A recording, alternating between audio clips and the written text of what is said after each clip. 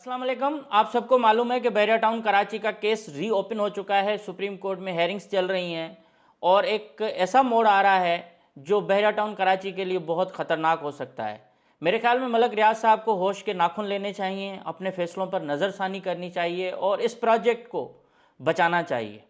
जिस तरह की 2 दिन पहले हेयरिंग हुई है, समाअत हुई है इस केस में, चीफ जस्टिस ऑफ पाकिस्तान के जो रिमार्क्स हैं, जिस तरह से उन्होंने बात की है और जस्टिस अत्तर मिनौला के जो मैंने आज रिमार्क्स पढ़े हैं, ये भाई सूरत हाल बहुत बुरी होगी उन लोगों के लिए जिन्होंने इन्वेस्ट किया है। बहरिया टाउन कराची का मलक रियाज अपना जो भी मुनाफा था वो ले चुका, उसने खर्च कर दिया, उसने डेवलपमेंट की, वो बिल्कुल अपनी जगह पे। बाकी चीज़ों पे मैं नहीं जा रहा हूँ, मुर्दे जो कहते हैं ना कब्र उखेड़ने की अभी फ़ायदा नहीं है। लेकिन सिर्फ इतना कहूँगा कि मलक रियाज को इस प्रोजेक्ट के ज़रिए जो फ़ायदा हुआ, जो पैसे उसने कमाए, जिस तरह की इन्वेस्टमेंट लोगों ने की, जिस तरह से ट्रस्ट शो किया था, वो ट्रस्ट तो तोड़ा गया पहले ही, कई बार लोगों का ट्रस्ट तोड़ा गया। लेकिन अब जो मौका है वो सिर्फ ये है कि इस बहरिया टाउन कराची जिसको उन्होंने बनाया है उसको बचाएं। क्योंकि ये जो जज साहिबान है ना, ये इनके मूड थोड़े चेंज लग रहे हैं, बहुत ख़तरनाक किस्म की सूरत हाल है। अब कुछ लोग अलग किस्म की राय दे रहे हैं कि मलक रियाज साहब को झुकाया जा रहा है ताकि वो बहरिया टाउन का वो जो केस था जिसमें लंदन से पैसे आए थे, उसमें इमरान खान के खिलाफ कोई वादा माफ गवाह बने या उनको किसी तरह से उसमें ले आएँ। ये वलालम मुझे इसका कोई इल्म नहीं है, मैं बाहर बैठा हुआ हूँ। लेकिन जो दूसरी बात है वो ये है कि मलक रियाज अगर पैसे नहीं पे करता 460 अरब रुपए, तो बहरिया टाउन का हशर बहुत बुरा होगा और नस्ला टावर जिस तरह से गिराया गया, इससे भी ज़्यादा जो है ना डिस्ट्रक्शन होगी, तबाही होगी, जिसका जो अंदाज़ा है वो जज साहिबान के मूड से या रिमार्क से लग रहा है। अब ज़ाहिर है मलक रियाज साहब के पास ऑप्शन क्या है?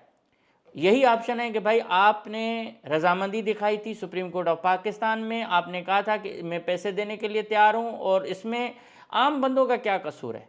जो वहाँ रह रहे हैं, जिनका इन्वेस्टमेंट वहाँ जिनकी की हुई है, उन्होंने आपका क्या कसूर किया है? अब ये जो पोर्शन है ना ग्रैंड मास्क से लेके जो जामा मस्जिद है बड़ी, वहाँ से उससे थोड़ा आगे लेके स्पोर्ट सिटी से भी आगे लेके जाके बहरिया ग्रीन तक, ये पूरी पट्टी जो है ये तकरीबन इसमें मुतासिर हो रही है। अब इसमें लोग भी रह रहे हैं, इनमें लोगों में जो है वो घरों में लोग बस चुके हैं, आबादियां हो गई हैं, शॉपिंग गैलरीज बन चुकी हैं। लेकिन हमारी अदालतों की भी जो कछुए की चाल है, आहिस्ता आहिस्ता आहिस्ता आहिस्ता जाके इंसाफ करते हैं।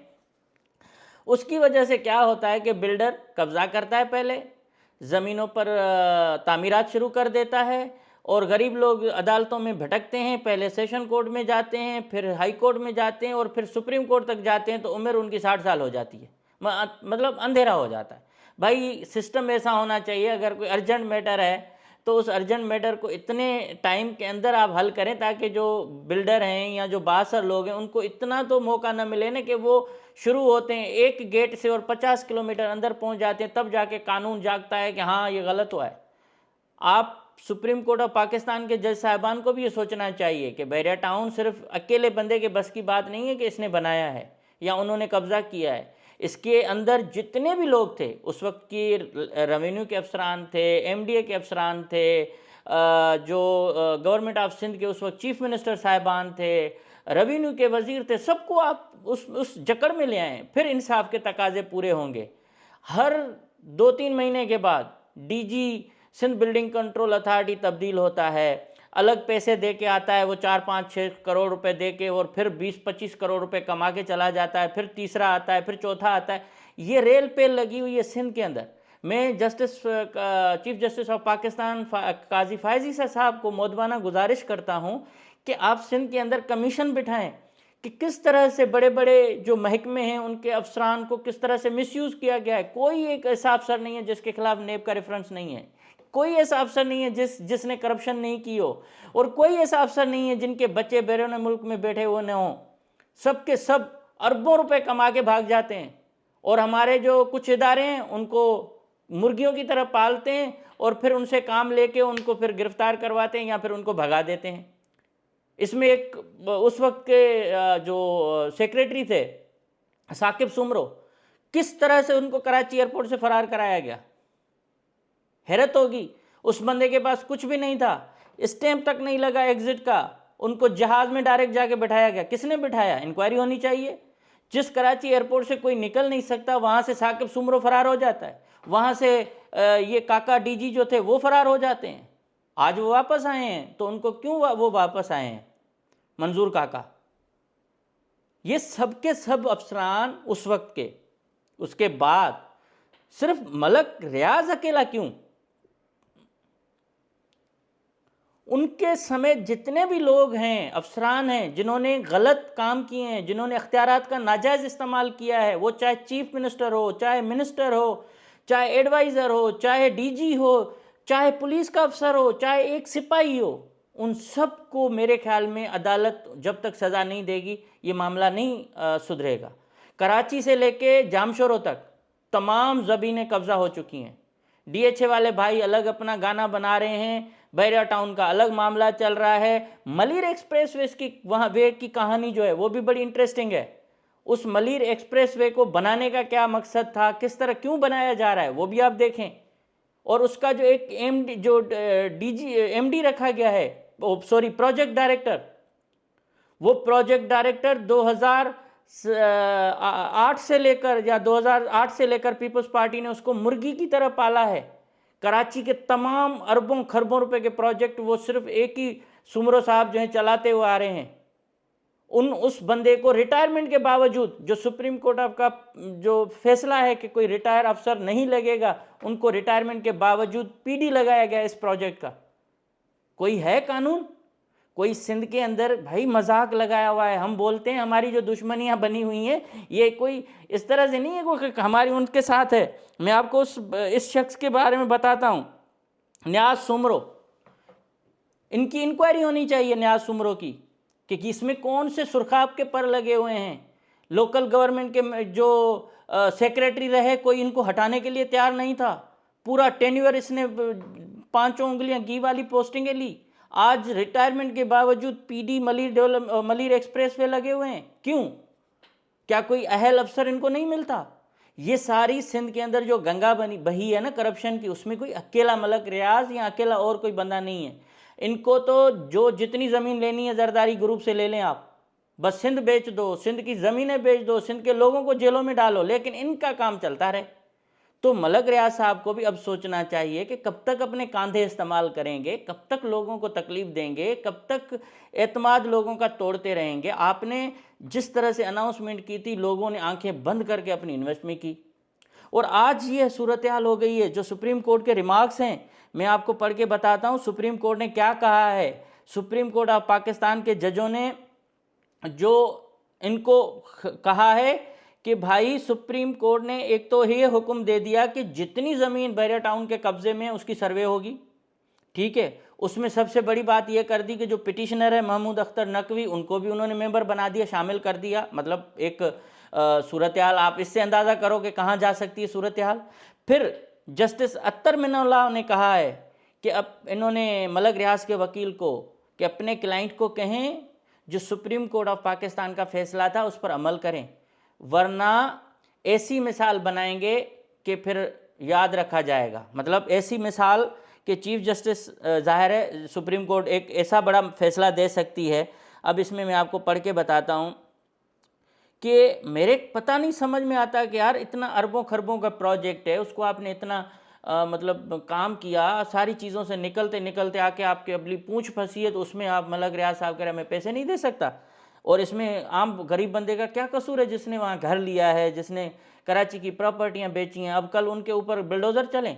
ये सूरत हाल बहुत ख़तरनाक है। इन्होंने कहा है कि code will be followed at all cost, otherwise the code will set an example through this case. मतलब इस केस के ज़रिए हम ऐसा मिसाल बनाएंगे कि याद रखेंगे। ये बड़ी कोई मामूली बात नहीं है। और चीफ जस्टिस ऑफ पाकिस्तान ने क्या कहा है? चीफ जस्टिस ने कहा है कि अगर मलक रियाज साहब पैसे वापस नहीं देते, इस फैसले पे अमल नहीं करते, ये एक्सक्यूज़ चलते हैं, तो फिर हम इस केस को ज़ीरो से स्टार्ट करेंगे। मतलब फिर नए सिरे से केस चलेगा, वो पुराना फैसला ख़त्म हो जाएगा।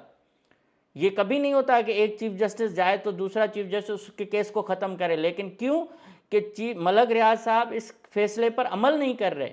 तो इस वजह से चीफ जस्टिस ऑफ पाकिस्तान ने ये जो अपने रिमार्क्स कहे हैं, उन्होंने कहा है कि हम इस केस को टर्मिनेट करेंगे, उस डिसीशन को, जो डिसीशन साकिब निसार की अदालत ने दिया था चीफ जस्टिस ने, और उसको टर्मिनेट करेंगे और उसके बाद जो है वो ओरिजिनल पोजीशन पे ये केस आ जाएगा, फिर नए सिरे से मामला चलेंगे।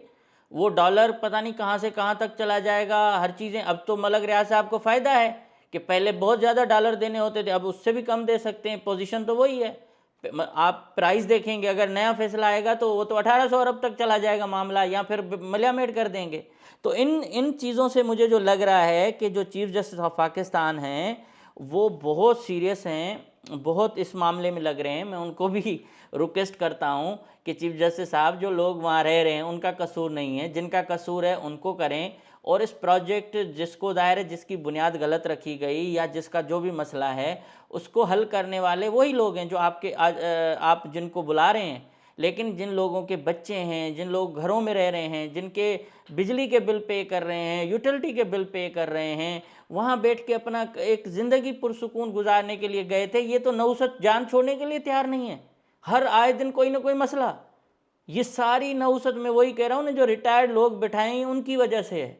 मलक साहब को फ़ौरन इस मामले को देखना चाहिए। मलक रियाज साहब को इस तरह का अपना जो ये जो इतनी एक आबादी बन गई है, सच्ची बात यह है कि मैं दिल से ये कहता हूँ कि जहाँ एक आम बंदे का एक घर है ना, एक आम बंदा अपने ख्वाब बेच के अपना घर लेता है, अपने बच्चों को शिफ्ट करता है, अपनी एक खूबसूरत सोसाइटी में रहने का ख्वाब देखता है। अगर उस बंदे का घर मलियामेट हो जाएगा तो बहुत नुकसान होगा। या तो मलक रियाज साहब का अगर ये फैसला है तो फिर मलक रियाज को, उन तमाम अलाटीज़ को, उन तमाम लोगों को जो लोग वहाँ बस चुके हैं, जिनके घरों की जो मार्केट वैल्यू डाउन हुई है इन बुरहानों की वजह से, उनको पुरानी पोजीशन में वो जो पैसे देने चाहिए जिस तरह से 2 साल पहले मार्केट थी। तो ये कोई मजाक नहीं है, ये आम लोगों के जज्बात के साथ, उनकी इन्वेस्टमेंट के साथ, उनके घर के साथ, उनके फ्यूचर के साथ मजाक हो रहा है। और मलक रियाज साहब को कानून की ताबेदारी करनी चाहिए। एक बिजनेसमैन को सियासी मामलात में मेरे ख्याल में नहीं पड़ना चाहिए। आप देखें इंडिया में भी बड़े बड़े बिजनेसमैन हैं, अनिल अंबानी हैं, उनके दूसरे लोग हैं, वो भी पार्टियों को फंडिंग करते हैं, लेकिन इस तरह से कभी उसका लिए इस्तेमाल होना, कभी उसके लिए इस्तेमाल नहीं करते, वो अपना बिजनेस कर रहे होते हैं। मलक रियाज साहब को इस मुल्क में, जिस मुल्क में वो रह रहे हैं, वहाँ पता है कि भाई यहाँ दुश्मन कौन है और किस तरह से लोगों को इस्तेमाल करके टिश्यू पेपर की तरफ फेंका जाता है, बार बार उनको इस्तेमाल करते हैं। जरदारी साहब तो कहीं भी नहीं है। जरदारी साहब का तो सिर्फ ये था कि राव अनवार थे, दूसरे थे, पुलिस वाले तो जितने थे चले गए। अब आप अगर एक बहरिया टाउन के चेयरमैन हैं, बहरिया टाउन के सरबराह हैं, आपको एक मौका मिला है, चीफ जस्टिस ने या पुरानी अदालत ने एक आपको रिलीफ दे दिया, कम से कम लोगों पे तो रहम करें, लोगों को तो ये यकीन दिलाएं। आपकी स्टेटमेंट आनी चाहिए, आप लोगों को ये कहें कि भाई टेंशन मत लें, हम इस मसले को हल करेंगे और आपके जो बच्चों के आशियाने हैं इनको बिल्डोज होने नहीं दूंगा। क्योंकि इस फैसले से या इस जो सूरत हाल से यही लग रहा है कि बहरिया टाउन बहुत बुरी मुसीबत में फंसेगा। सुप्रीम कोर्ट के बाद कोई अदालत नहीं है और इस फैसले से ये नुकसान होगा कि नस्ला टावर तो एक बिल्डिंग थी ना जहाँ लोग रहते थे, वो चली गई। ये तो एक पूरी आबादी है जहाँ इस वक्त सैकड़ों लोग बस रहे हैं।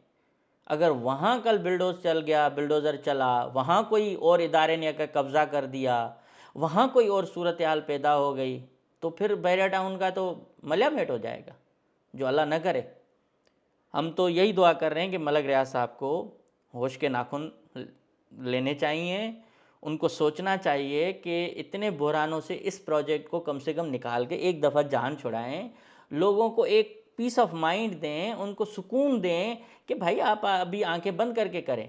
मैंने हमेशा जो बुराई की जड़ है उसकी मजम्मत की है कि इस तरह से ये आबादी को नहीं बनना चाहिए था। अब बन गया तो उसमें सब कसूरवार हैं, हम भी कसूरवार हैं, दूसरे भी कसूरवार हैं। और उसके साथ वो जो गवर्नमेंट थी उस वक्त की, जो पीपल्स पार्टी की, और उनके वज़ीर थे, उनके मशीर थे, उनके अफसरान थे, वो सब के सब जिम्मेवार हैं। तो आम इंसान का, आम शहरी का जो है ना, ये राइट जो है मुतासर नहीं होना चाहिए, सज़ा मिलनी चाहिए। तो उन तमाम अफसरान को कब्रों से भी निकाल के सज़ा देनी चाहिए, क्योंकि उन्होंने अपने नाजायज़ अख्तियारात का इस्तेमाल किया था। आज अगर कोई ये कहता है सेल परचेज़ का जो NOC रिफ्यूज़ जो है वो ख़त्म कर दिया, इससे क्या होगा? उस वक्त क्यों नहीं हुए? उस वक्त क्यों लोगों को कहा गया कि धड़ाधड़ इन्वेस्टमेंट करें? तो आज इस तरह की सूरत हाल है जो बहुत कशीदा सूरत हाल होने जा रही है। अब मैं इन इन रिमार्क्स से जो मैं अंदाज़ा लगा रहा हूँ कि बहरिया टाउन ने जो केस था वो 8 नवंबर तक किया था और 8 नवंबर तो कल हो चुका। अब कल वाली सूरत हाल क्या है? कल वाली सूरत हाल मैं आपको बताता हूँ कि कल भी चीफ जस्टिस ऑफ पाकिस्तान ने ये कल की जो है सुप्रीम कोर्ट सर्वे बहरिया टाउन कराची, तो इनक्रोचमेंट की जो फॉरेस्ट लैंड थी, जो इनक्रोचमेंट थी, प्राइवेट लैंड थी, उनके कब्ज़े के मुतालिक जो है उन्होंने वो कहा है। अतर मिनुल्लाह साहब ने भी कहा है। और इसके साथ MDA मली डेवलपमेंट अथॉरिटी के अंदर जो करप्ट तरीन लोग हैं, जो अभी कुछ बाहर हैं कुछ कहाँ हैं, उनका भी एहसाब होना चाहिए। और दूसरी बात जो मैं इसमें देख रहा हूँ, जो मुझे आज नज़र आ रहा है कि तकरीबन 12,000 एकड़ एराजी ये कह रहे हैं कि हमारे पास है और 4,000 एकड़ एराजी दूसरी है। तो इसमें जो वहाँ के एक वडेरे हैं ना, सरदार मलक असद सिकंदर, उनको भी सुप्रीम कोर्ट ऑफ पाकिस्तान जो है मेरे ख्याल में शामिल करे। तो सारे जो प्राइवेट लोग हैं, मुंतखब नुमाइंदे हैं, उनकी तफ्तीश होनी चाहिए कि उन्होंने किस तरह से कब्ज़े किए। और उस वक्त के जो रिटायर्ड कर्नल थे, मेजर थे, जो बहरा टाउन के मुलाजिम थे, उन्होंने वो किए, उनसे हिसाब होना चाहिए। लेकिन एक प्रोजेक्ट अब बन चुका है, लोग रह रहे हैं, तो कम से कम उनके आशियानों को उजाड़ने का कोई ऐसा फैसला ना आए जिससे बेचारे ज़मीन बोस हो जाए। अगर देखें इतने साल ये प्रोजेक्ट चला है, उसमें लोगों का कसूर नहीं है। लोगों ने इन्वेस्टमेंट की, लोगों ने पैसे डाले, क्योंकि उनको गवर्नमेंट की तमाम चीज़ें दिखाई गई। लीज़ भी अब तक नहीं दी जा रही, लीज़ भी देनी चाहिए। और लीज़ का फैसला जो है वो गवर्नमेंट जो सुप्रीम कोर्ट ने किया था कि लीज़ आप करें लोगों को, उनको मिलना चाहिए थी। 16,896 एकड़ एराजी वो उसका मामला है। इसके साथ बाकी जो चीज़ें हैं, मेरे पास कुछ नक्शे आए हैं, मैं कोशिश करूंगा अगले प्रोग्राम में आपको दिखाऊंगा। और मैं हमेशा ये कहता हूं कि मलक रियाज साहब या दीगर ये न समझें कि हम कोई दुश्मन हैं। हम सिर्फ ये चाह रहे हैं कि यार एक पाकिस्तान के अंदर, स्पेशली सिंध के अंदर आपने सोसाइटी बनाई, उसकी जड़ें जो भी थी, मेहरबानी करके अब कृपा करके रहम करें, दया करें। लोगों के जो एतमाद को बार बार आप जो है ठेस पहुंचाते हैं, लोगों के हर्ट करते हैं, मार्केट डाउन हाथ से करवाते हैं, ये चीज़ें अब बंद होनी चाहिए, ये तमाशा, वरना बहुत ख़तरनाक सूरत हाल पैदा होने जा रही है। मैंने आखिर में एक बात कही थी कल लास्ट वीडियो में कि बराए मेहरबानी एजेंट हजरात की वीडियोज़ मत देखें। Thank you so much.